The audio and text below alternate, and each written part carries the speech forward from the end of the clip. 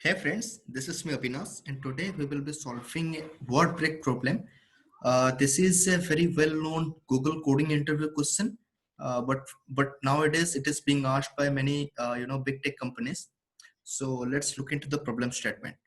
So in this given question, we are having a string and a dictionary of words, or we can call it a array of strings. So here in this question, we need to determine that if the given string can be segmented into pieces of one or more dictionary words. So it is very simple problem. For example, let's consider the first input or sample input. So it is basically my interview trainer. Okay, we are just having the given big word. Okay, and we need to determine. Okay, can I find some chunks or pieces of the given string such that those can be found in the given dictionary of words. So let's find out it. Okay, so let's say out of all the words, out of everything, for example, I have found out my, right?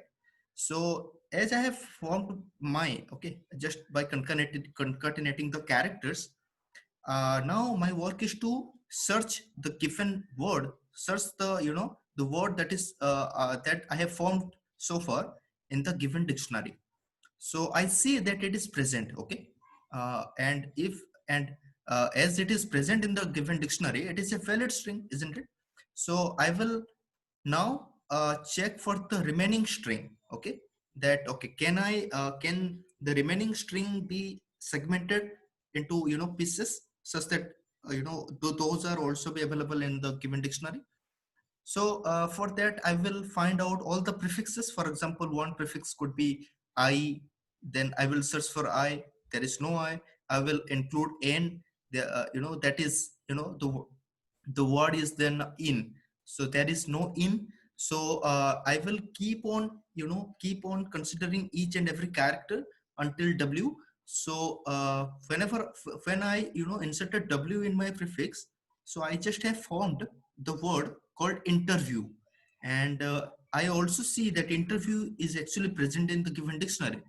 So that is how I just have I just have to call for the rest remaining string, that is trainer, and fortunately trainer is also found. So as I have as I have shown that every possible word that I have formed out of the given string are actually present in pieces in the given dictionary. So that is why we will return one, that yeah, it can be segmented. But in the given in this example, sample input 2, we are having a string that is a. Okay, and the content of the dictionary is basically triple A. So we cannot actually segment into something which can be triple A, right, in any way. So that is why we will return 0 right here. So basically the very brute force way to look into the problem is to find or to, we can say, to verify each and every prefixes one by one, and after finding out those prefixes, we will check if those prefixes are actually in the word dictionary or not. If that is there, then what is the what is about the remaining string? Then can I also segment them and find out whether they are also present in the given dictionary? So this is our work. Okay, so more precisely, if I would show you the diagram, okay, the the recursive calls, then it would be something like this. Okay, let me pick a pen, right? So let's say this is our string A B C D E. So right here we try to find out all the prefixes. For example, this is a prefix A. Okay, and AB is also a prefix, ABC is also a prefix, and like that. And the whole complete string is also a prefix of itself. So guys, in the records, in this particular diagram, in this particular tree, we are actually moving like this: E, then DE, then CDE, and so on and so forth, right, from left to right. Okay, by considering the prefixes of the given string. So basically, when I just formed the prefix for this, that means B C D E, I will try to again propagating it. Okay, so propagating means to find out all the prefix of itself. For example, as I have, this is a prefix, this is BCDE is a prefix of the given string, right? So when I found this particular prefix, I will consider that, okay, this is my current string. Let's propagate it further so that I will find prefix of itself. So after, propagating all the prefixes, I will try, I will consider, okay, this is one of the my current string. Let's propagate it further. So in this way, I will go on propagating the current strings or so-called prefixes, and we'll try all those prefixes formed uh, to search it in the given dictionary of words. If that is present, then I will try for the rest of the strings. I will try to propagate them also. Okay. So this is the basic idea, guys. Let's quickly implement it. And if you still have any doubt, then please, you can simply, comment below with your specific doubts. We'll try to resolve it later. Okay. So let's say we just have a function that is fun, and we will pass A and B right here, where let me tell you that A is the given string and B is the dictionary of words. Cool. So right here, let me complete it. Let's say the current string that I'm having, it may be the prefix of the original string as well. Let's say the current string is str, and the word dictionary is, let's call it dict. Okay. All right. So now, as we are going to write a recursive function, we need to understand the base condition very, very correctly. So as you can see right here, uh, at the end, we are hitting a empty string. So why empty string? And the length is also decreasing by the time, right? So basically, when the call is right here at E, up, at some time, we are basically calling for something called as empty string, because there is nothing after E, isn't it? So when we basically encounter such string, then we need to return back. We need to step back, because after the empty string, we do not have anything, right? So basically, and tell me that can I say that an empty string is a valid string? Yes. Why? Because whether or not it is present in the dictionary, it is still a valid word. It is still a valid word. So that is why we'll find the size of the current string, and after finding out it, we'll check, okay, if it is a empty string or not. So if it is empty string, then we'll return 1 by telling that, yeah, it is valid one. So if that is not the case, then we will simply going to traverse throughout the till the the size of the string, given string, that is n, and we'll find out all the prefixes that could be formed. For example, the prefix is nothing but the substring from 0 to the current index. And note that the current index is not inclusive. Okay, only the inclusion part is up to I minus 1. All right. And let's suppose that this prefix is actually present in the given dictionary. Then what about the rest of the string? We need to check for that as well. So that remaining string is, let's call it suffix, and that is basically the substring from current index till the end. All right, so our job is now to find out whether the prefix is actually present in the given dictionary or not. Now let's check it.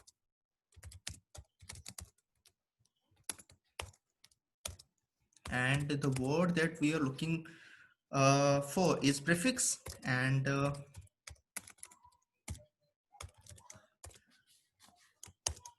cool. So if it is present, okay, if it is present in the given dictionary, then what about the next? What about the remaining, I would say, the suffix? Can we also segment it, to like one or more dictionary words, we will check that as well. If that is possible, then we will return one. That means true. Uh, also, all right. So basically, we will be going to pass the suffix here, right? Because we are now considering that my current string is the suffix, because all the prefixes that is present in the dictionary, that has already been found out. Now my job is to check for the suffix part. So we'll pass dict right here as well, and we will return one to it. Cool. And after this, let's say, I just have traversed the entire array. For entire possibility, I just have checked for now, but still I wasn't able to figure it out that okay, any of the prefixes were not found in the given dictionary. So in that case, what is basically what is basically the take on that case? That means what? That means the word cannot be segmented. All right. So in that case, we will return 0 to it. So this is a very basic brute force approach to solve the problem. Let's test it out whether it is working or not, or some compilation issues. I hope it is pretty clear. Now it is correct answer, but it will not going to be not going to be work for very big input, right? I'm talking about the big input. For example, the size of the string is like 6500. It will not going to work. Why? Because let me tell you. Yeah, it is time limit exceeded. It is giving me. So basically, let me tell you why it is giving us time limit exceeded. So basically, as you can see, this particular loop is running n times, right? For the size of the string, and for very first time, the size of the string is n. Okay, the original size, and okay. So basically, substring we are just finding out by I times, or as the as a prefix could be like the entire string. So it is also taking order of n, but it will not affect the time complexity significantly, right? I will tell you which one is affecting. See, first of all, we are just finding out, okay, if the prefix is actually present in the dictionary or not, right? Then only after, this condition is true, we are moving to the next function, okay? So basically, basically the time complexity for, calling to the next function is depending upon this particular, checking, okay, searching part. So that is why it is, drastically affecting our time complexity. So the time complexity for finding a string in the dictionary or a array or an array is basically of order of n. Okay, so this is actually taking order of n time. And after, let's say this is true, okay, this particular string has been found out. So what about the suffix part? Can we find some segment? Can we find some segments out of it, out of the suffix, that can be like represented as one or more dictionary words? So if that is possible, so basically this particular function will propagate each of the possibilities, a different kind of possibilities that I had shown you right here. Okay, so it will run 2 raised to n times. Okay, it will run 2 raised to n time, that is exponential time. It will try to propagate each and every possibility. So if I would find out the overall time complexity of this algorithm, it is basically taking uh, it is basically taking n square into 2 raised to n, right? So basically it is a n square 2 raised to n. Just this is not a very significant, it is not making some significant difference, but this particular part is making it. So I will tell you that why we are actually getting it, what is the reason and how to solve it. Okay, for example, let me show you this particular part. Let's say we just have propagated this part and found out this particular prefix, and we will try to again repopulate it. For example, we found this particular prefix and we will again repopulate it and found de. let's say we just have solved the, the sub problem for DE, right? Then let's say we return back to here and we again try to propagate it, and the next call we found the same sub problem, that is also DE. But remember, we just had calculated it before. Then we are again recomputing itself, right? We are recomputing itself, so that is actually taking a very big amount of time, right? But not only here, we also here encountering the same thing. So guys, this is actually taking a lot amount of time. So what can we do? We can simply, let's say, store the result for DE, right? Let's say we have stored the result for DE, and whenever we see that, okay, I am having the same problem to solve, we will look for that, like something, let's say some container, and we'll see the result of DE. What was the result of it? So instead of recomputing this, we can use the memoized thing right here, right?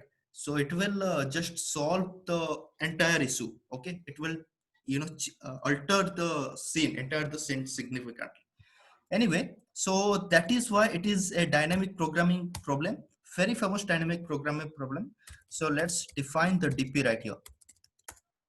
Okay, so the DP will be of integer type. What we will do is, for every n, okay, we will try to store whether it is possible to segment or not of this size. Okay, so basically, so the size is basically, you know the string size plus one. Okay, let's, for safety purposes, plus one, and let's fill it with -1. So -1 is basically defining that, uh, any prefixes of size, let's say x, is not yet computed, it is not yet found, so we need to find it, right? So -1 is actually defining that, and other than that, the content of it, of the DP will be either 0 or 1. So 0 will be defining that, okay, size of this, uh, any prefix of size this, will not be able to, we will not be able to segment, find any segment which can be present in the given dictionary. And one will be defining that, yeah, it can be segmented. All right, guys. So basically, we will try to memorize things, and we'll try to solve it, right? So let's see how can we do that.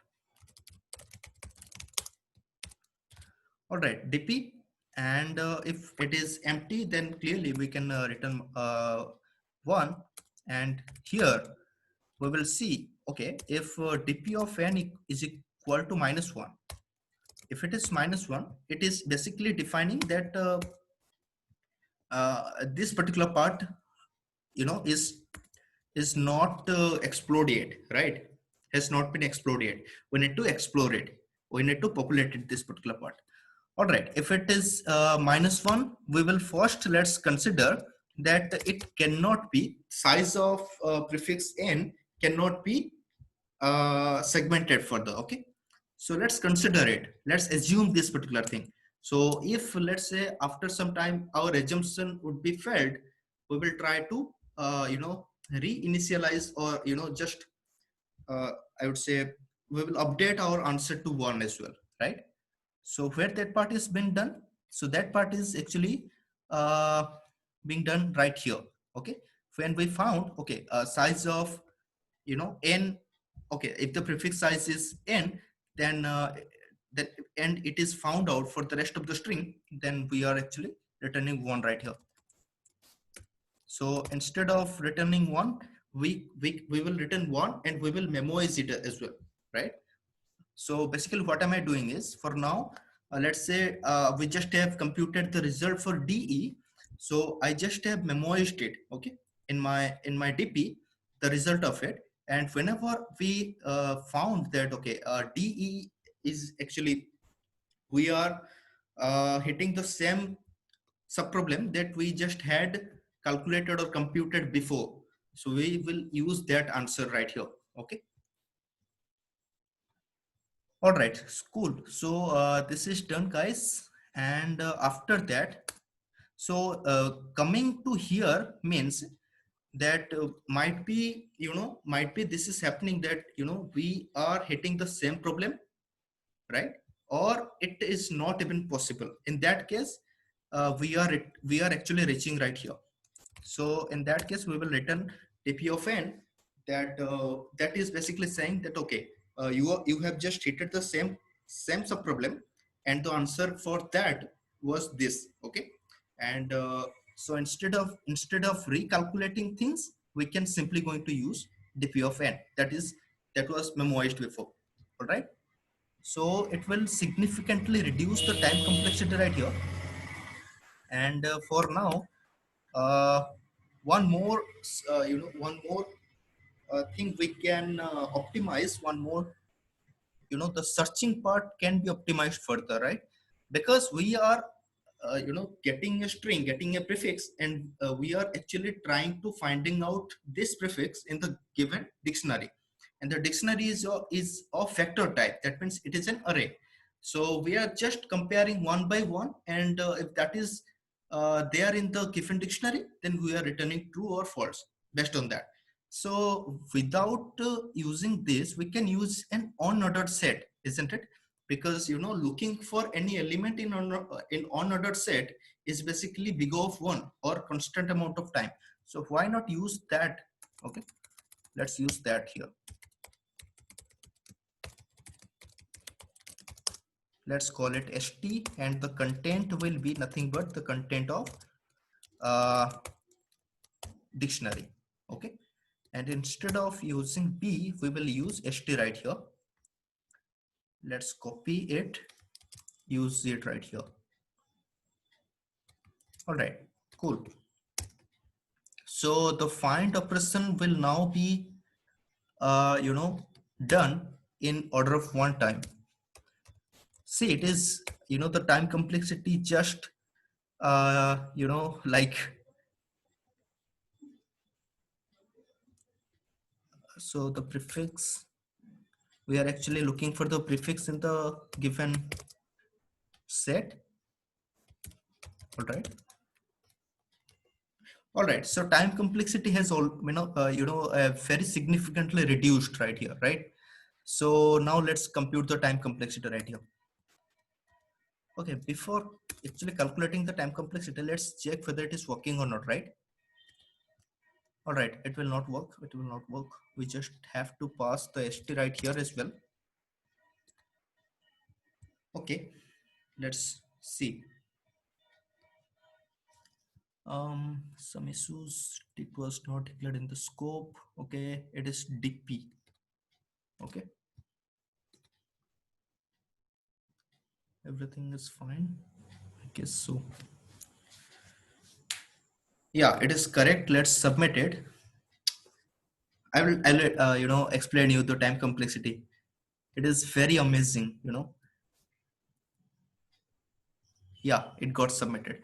So let me now see the in the previous approach, our time complexity was order of n, n square 2 raised to n, right? But in this case, let me tell you what is the time complexity is. So this will, like always, it will, we will try for each and every possibility. We'll try to find out, uh, let's say this is our current string. We'll try to find out each and every prefixes of this current string. So that is why it will run big of n time. The prefix will be, this will be again big of n, but it will not affect significantly. So right now it is actually working in order of one time, right? Remember this. And this is now not this is now not working in exponential time. Instead, this is actually working of n time, right? Where the dp is containing n square elements inside it, because we are actually trying to find out each and every prefixes right here. So the complexity right here is now n square, right? And this is the time complexity. And what about the space complexity? So the space complexity that we have used right now is n square as well. All right, so this is the solution, guys. I hope you enjoyed the solution, enjoyed the video. And if you had enjoyed it, then please do not forget to subscribe the channel. Like comment below if you have any such query, because I am very open for you to just answer all of your doubts. So thank you, guys. Thank you for watching it. Thanks.